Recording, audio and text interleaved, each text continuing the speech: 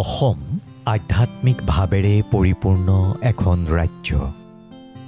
বিভিন্ন জাতি, জনগোষ্ঠী, ভাষিক আৰু ধৰ্মাৱলম্বী লোকেৰে ভৰপূৰ সমন্বয়ৰ মিলনভূমি। গোটেই অসম জুৰি বিস্তৃত হৈ আছে প্ৰতিটো জাতি, জনগোষ্ঠী, ধৰ্মাৱলম্বী লোকসমূহৰ প্ৰাচীন আৰু ঐতিহাসিক উপাসনাস্থলীসমূহ। উত্তৰ পূৰ্বাঞ্চলৰ প্ৰাণকেন্দ্ৰ গুৱাহাটী মহানগৰীও তাৰ ব্যতিক্ৰম নহয়। গুৱাহাটী মহানগৰে বছৰ বছৰ ধৰি নিজৰ বুকুত কঢ়িয়াই লৈ ফুৰিছে স্বকীয় সভ্যতা, সংস্কৃতি আৰু আধ্যাত্মিকতাৰ অনাবিল ঘ্ৰাণ। বিশাল ব্ৰহ্মপুত্ৰই গুৱাহাটী মহানগৰীক দিছে এক সুকীয়া পৰিচয়।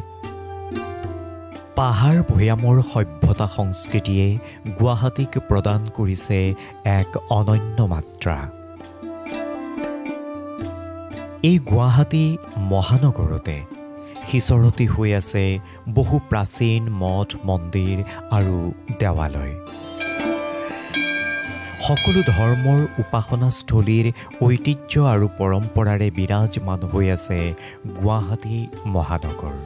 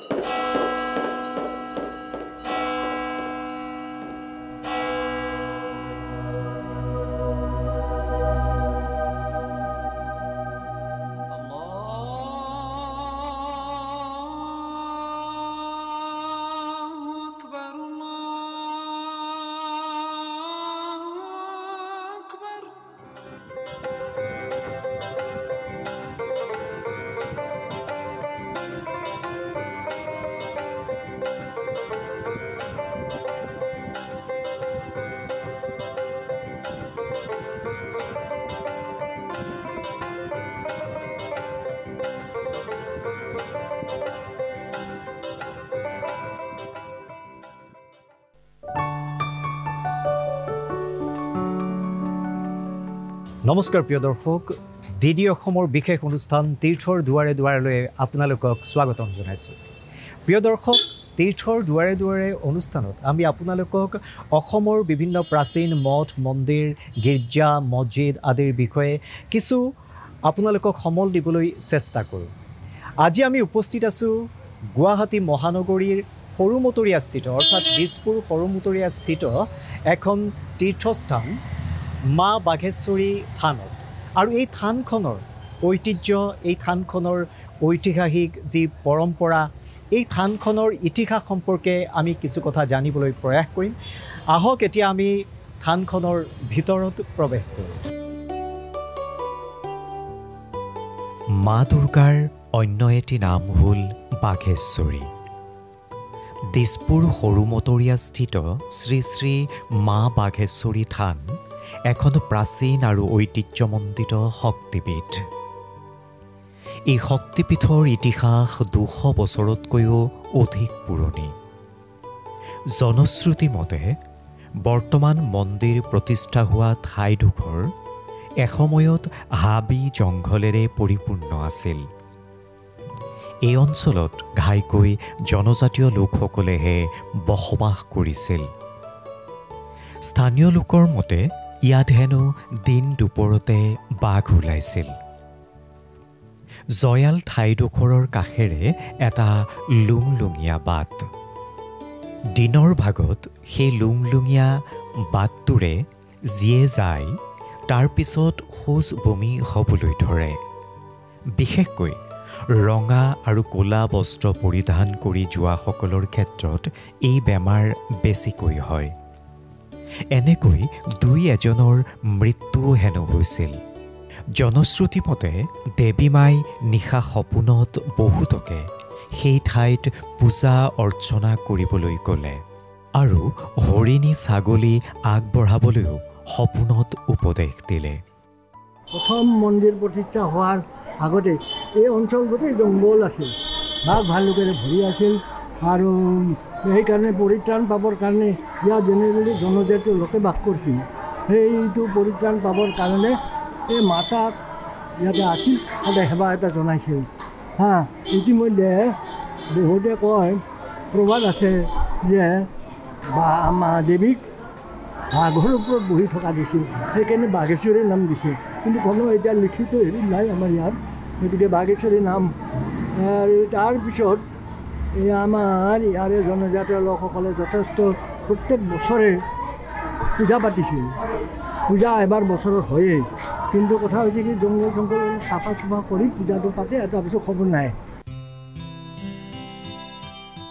স্থানীয় জনজাতীয় লোকসকলে হাবি জংঘলেৰে ভৰি থকা ঠাইখনত এটা বিশেষ শিলাখণ্ড এজোপা চম্পা ফুলৰ গছৰ তলত প্ৰত্যক্ষ কৰিছিল। মই ইয়াত যেতিয়া 75ত আহোঁ, 75ৰ পৰাই মাতাক জানো। আৰু ইয়াতে তেতিয়া জংঘল আছিল, ইয়াতে ডাঙৰ ডাঙৰ তেতেলী গছ দুজোপা আছিল, মানুহ আহিব ভয় কৰে। ইয়াৰে যিখিনি স্থায়ী আমাৰ জনজাতীয় মানুহ আছিল, ময়ো এজন জনজাতীয় হয়, জনজাতীয় মানে খাচ মানুহ আছিল, তেওঁলোকেই এই থানখন মানে হাবি জংঘল হৈ ভৰ্তি হৈ থাকে। আহাৰ মাহত আহি মানে কৰে, চাফ চিকুণ কৰে, বছৰেকীয়া পূজাত ভাগ কৰে। আস্তে আস্তে ইয়াত মানে নতুন নতুন মানুহ আহি বসবাস কৰাৰ পিছত চবেই মানে ইয়াতে মিলি পেলাই আপোনাৰ পূজা ভাগ কৰে। আৰু সেই সময়ত বাঘৰ উপদ্ৰৱে অঞ্চলটোৰ লোকসকলক ত্ৰাহি মধুসূদন দেখুৱাইছিল। পোহনীয়া জীৱ জন্তুসমূহ বাঘৰ পেটলৈ গৈছিল। চম্পা ফুলৰ গছৰ তলত থকা সেই শিলাখণ্ডত স্থানীয় জনজাতীয় লোকসকলে চাকি বন্তি জ্বলাই মা দুৰ্গাৰ পূজা অৰ্চনা আৰম্ভ কৰি দিলে।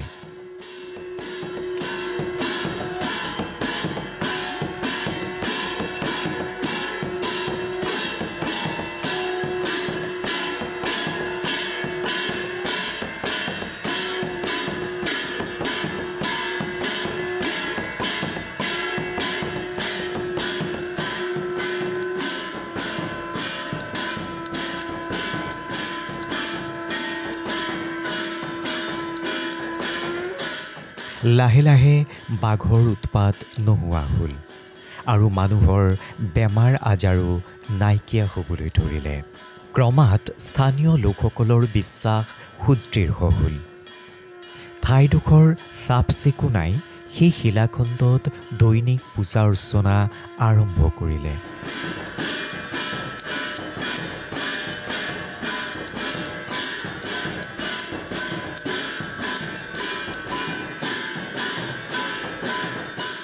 আমাৰ ট্ৰাইবেল মানুহটো য'তে হেৰি পায় তাতে পূজা কৰে। কিবা হেৰি ইয়াত অসুবিধা বহুত আছিলে, গতিকে গিৰ্জানগৰ চৌধুৰীয়ে মানে আমাৰ এই মানুহখিনি ট্ৰাইবেল মানুহখিনিৰ লগত খুব মানে হেৰি ঘনিষ্ঠ আছিলে। তেতিয়াৰ পৰা আমাৰ এই বাঘেশ্বৰী থানখন মানে ভালকৈ পাতা নহ'লেতো হেৰি আছিলে, আগতে সোণৰে এটা বস্তু আছিল, সেয়া চুৰ হৈ গ'ল, চুৰ কৰি লৈ গ'ল। এই গছকেইজোপা আমি জন্ম নোহোৱাৰে গছ, এতিয়া ভিতৰতে আছে সেয়া গছ। এতিয়া আমি যামেই আৰু এতিয়া আমি মৰিবাৰ সময় হৈছে, কিন্তু গছকেইডাল এতিয়াও আছে।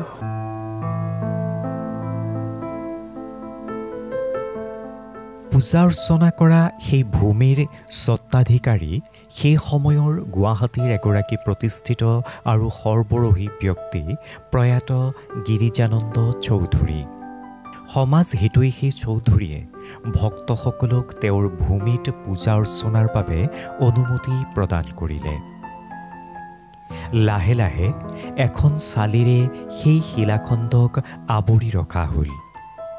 ভক্তৰ সমাগম বাঢ়িবলৈ ধৰিলে। এবাৰ হেনো ব্ৰিটিছৰ সৈন্যই আহি মন্দিৰথলীতে কেম্প পাতি বহিছিল। ভক্তসকলে ব্ৰিটিছ সৈন্যৰ ভয়ত মা বাঘেশ্বৰীক পূজা অৰ্চনা কৰিবলৈ যাব পৰা নাছিল। বছৰচেৰেক পাছত ব্ৰিটিছ সৈন্যসকলে এক অচিন বেমাৰত পৰিছিল আৰু বহু সৈনিকৰ মৃত্যুও হৈছিল। তাৰ পিছতে তেওঁলোকে সেই ঠাই পৰিত্যাগ কৰিছিল।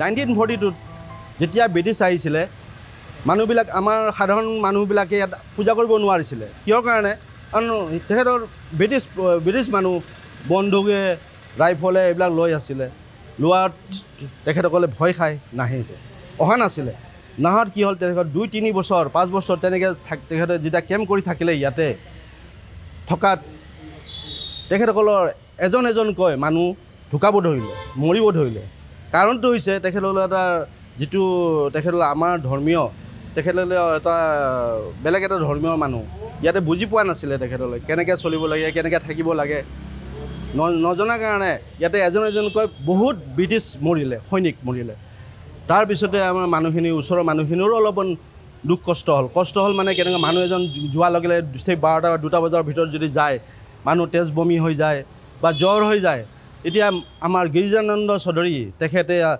আমাৰ এই পুৰণা মানুহখিনিৰ লগত এটা একগোট হৈ পেলাই ইয়াতে এখন পূজা কৰিব লাগে ভালদৰে আগতে যেনেকৈ কৰিছিলে আপোনালোকে তেনেকৈ কৰিব লাগে বুলি আকৌ পুনৰাই পূজাখন কৰা গ'ল সেই পূজা কৰাৰ পিছত লাহে লাহে ঠাণ্ডা পৰিলে ভক্তৰ অগাধ বিশ্বাস জনজাতীয় লোকসকলৰ একান্ত প্ৰচেষ্টা আৰু গিৰিজানন্দ চৌধুৰীৰ পৰিয়ালবৰ্গৰ সহযোগত মা বাঘেশ্বৰী থান পৰৱৰ্তী সময়ত এখন উল্লেখযোগ্য শক্তিপীঠ হিচাপে পৰিগণিত হয় ব্ৰিটিছৰ সেই দুৰ্দশাৰ পাছতে সকলো জাতি জনগোষ্ঠী মিলি সমূহীয়াভাৱে পূজা অৰ্চনা আৰম্ভ কৰিলে সেই চালিৰ মন্দিৰৰ পৰা এতিয়াৰ এই বৃহৎ কলেবৰৰ মন্দিৰ গঢ়ি উঠিল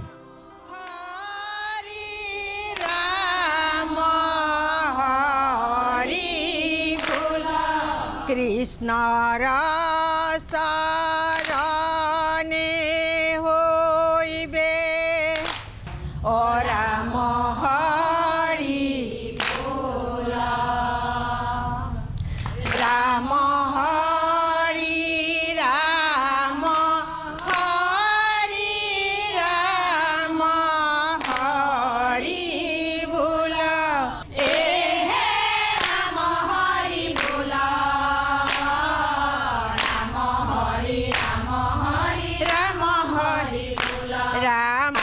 পৰে আন ধৰ্ম হবে বিড়ম্বন ধৰ্ম হৰি ৰাম হৰি ৰাম হৰি ৰাম হেন শুনি নিৰন্তৰে দৈত্য শিশুগণ দূৰচৰ মন মোৰে ৰাম হৰি বোলা ৰাম হৰি ৰাম হৰি ৰাম হৰি বোলা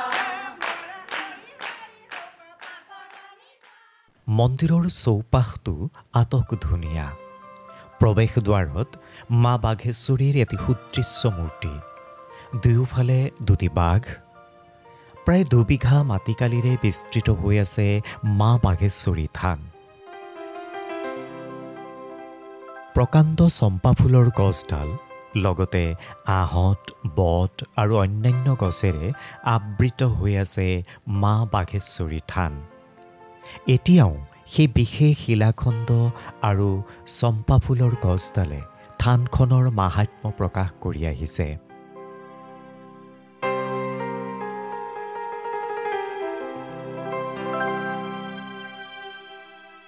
মন্দিৰৰ ভিতৰত প্ৰৱেশ কৰিলেই এক আধ্যাত্মিক ভাৱৰ সঞ্চাৰ হয় এই মা বাঘেশ্বৰী থানৰ পূজা পাতল সম্পৰ্কে আমি কথা পাতিছিলোঁ মন্দিৰৰ মুখ্য পূজাৰীগৰাকীৰ সৈতে আমাৰ বাঘেশ্বৰী মাতাৰ মন্দিৰত 10খন মন্দিৰ আছে তাৰ ভিতৰতে মুখ্য মন্দিৰ হ'ল মা বাঘেশ্বৰী মাতা আমাৰ ইয়াতে থানত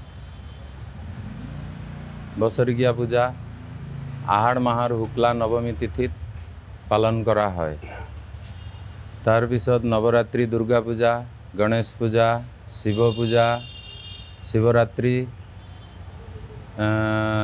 কালী পূজা সৰস্বতী পূজা লক্ষ্মী পূজা সব পূজাবিলাক বৈদিক বিধি বিধান ৰীতি নিয়ম মতে পালন কৰা হয় বছৰীয়া পূজাত আমাৰ বলি উৎসৰ্গা কৰি পূজা হয় নৱৰাত্ৰি পূজাত সপ্তমী অষ্টমী নৱমী খিচাৰি পায়স ভোগ জনসাধাৰণে আগবঢ়ায় সেনেকৈ উৎসৰ্গা কৰি পূজা ভাগ আগবঢ়োৱা হয়। প্ৰত্যেক পূৰ্ণিমা আমাৰ মাতাৰ সন্ধিয়া সময়তে হোম যজ্ঞ কৰি পূজা পালন কৰা হয়। মাতাৰ বহু পুৰণি থান। আমালোকে যেতিয়া আৰম্ভণিতে 95তে আহিছিলোঁ তেতিয়া টিনাৰ চালিয়া হৈ সৰুকৈ মন্দিৰ এখন আছিলে। তাৰপিছতে 2002 চনত মন্দিৰৰ প্ৰতিষ্ঠা হ'ল, মূৰ্তি স্থাপনা কৰা হ'ল। মই 2003 পৰা মাতাৰ সেৱা কৰি ইয়াতে কাৰ্যৰত আছোঁ। ওম ভোম ভুৱাম সাম জনম ওম তপাম সত্যং ভগৰত সৌৰ ভৰ্গৰ্বেশ্বৰ মীৰ জনবসৰায়তম ওম ভোম ভুৱাম সাম জনম ওম তপাম সত্যং ভগৰত সৌৰ ভৰ্গৰ্বেশ্বৰ মীৰ জনবসৰায়তম। এই মন্দিৰ ভাগলৈ বহু দূৰ দূৰণিৰ পৰা ভক্তৰ সমাগম হয়। স্থানীয় আয়তীসকলে মন্দিৰৰ চৌহদতে প্ৰায়ে হৰিনামৰ ধ্বনিৰে পৰিৱেশ মুখৰিত কৰি তোলে।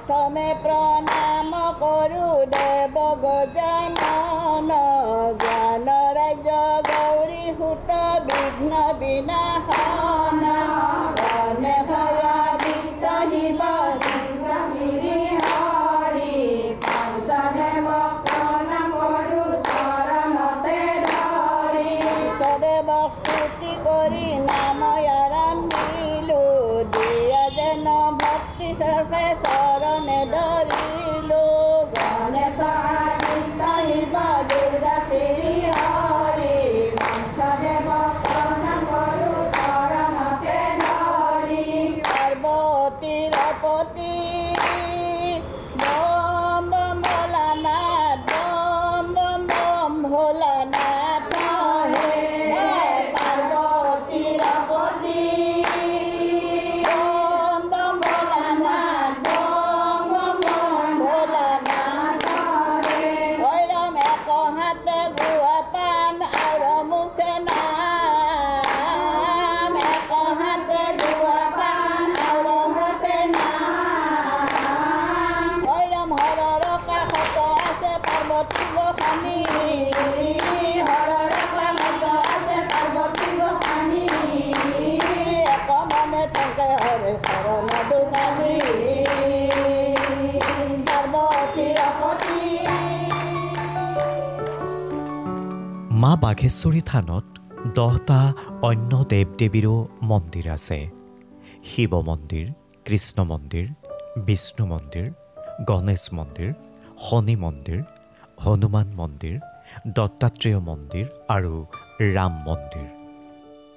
এই মন্দিৰসমূহতো দৈনিক পূজা অৰ্চনা কৰা হয়।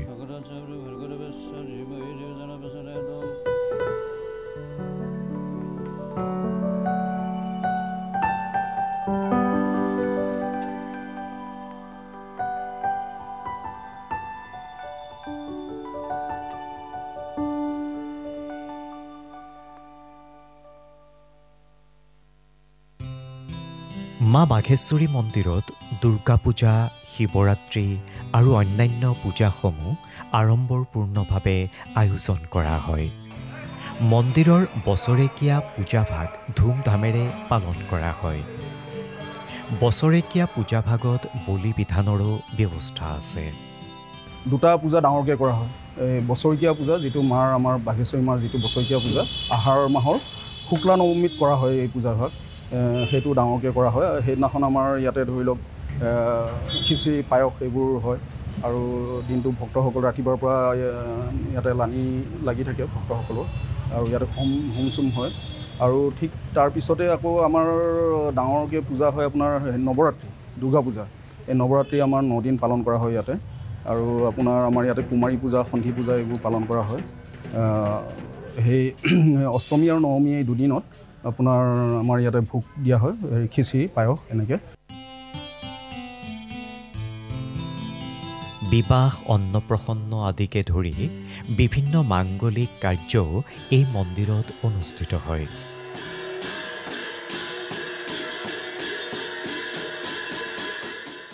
দেৱীমাৰ আৰতিয়ে এই মন্দিৰৰ আধ্যাত্মিকতাৰ এক অনন্য পৰিৱেশ সৃষ্টি কৰে।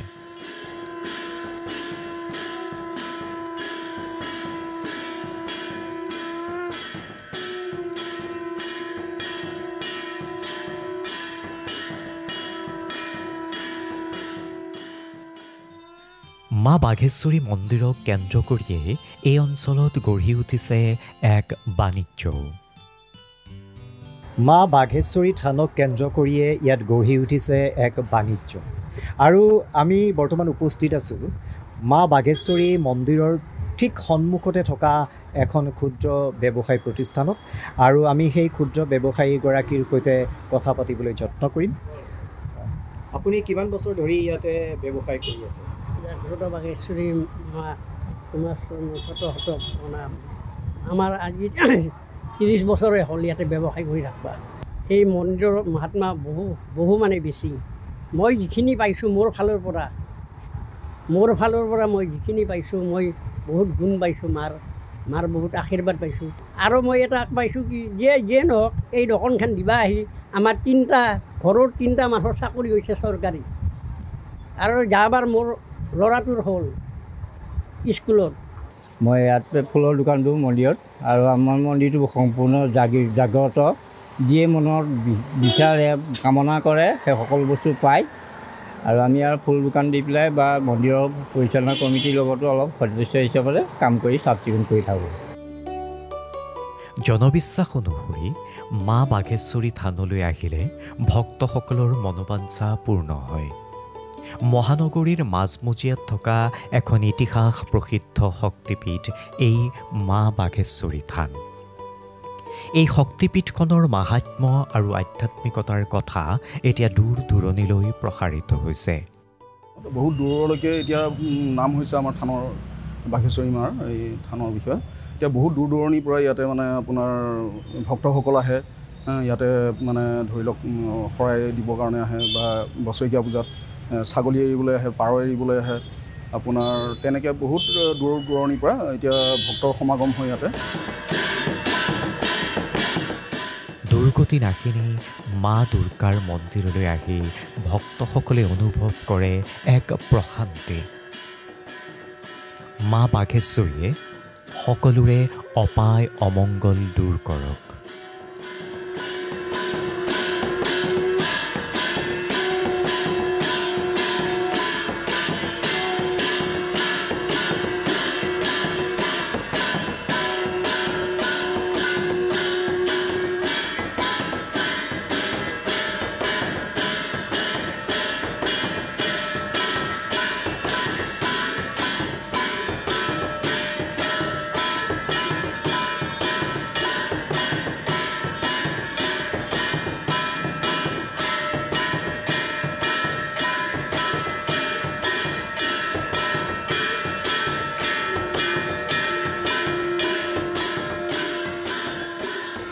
প্ৰিয় দৰ্শক, এখন উপাসনাস্থলী দৰ্শন কৰিলে আমাৰ মনত প্ৰশান্তি জাগে, আৰু এই প্ৰশান্তিয়ে আমাৰ শৰীৰকো সুস্থ কৰি ৰাখে। হয় প্ৰিয় দৰ্শক, আমি আজি উপস্থিত আছিলোঁ গুৱাহাটীৰ দিছপুৰ সৰুমটৰীয়া স্থিত মা বাঘেশ্বৰী মন্দিৰত। আৰু এই মন্দিৰৰ ইতিহাস, এই মন্দিৰৰ পৰম্পৰা, ঐতিহ্য, ইয়াৰ পূজা অৰ্চনা কি ধৰণে কৰা হয়, এই সকলোবোৰ কথা আমি আপোনালোকক দেখুৱাবলৈ প্ৰয়াস কৰিলোঁ। পৰৱৰ্তী খণ্ডত আমি যাত্ৰা কৰিম আন এখন তীৰ্থলৈ। আপোনালোকে চাবলৈ নাপাহৰিব DD অসমৰ বিশেষ অনুষ্ঠান তীৰ্থৰ দুৱাৰে দুৱাৰে। তেতিয়ালৈ মই নৱজিৎ ডেকাই বিদায় লৈছোঁ। নমস্কাৰ।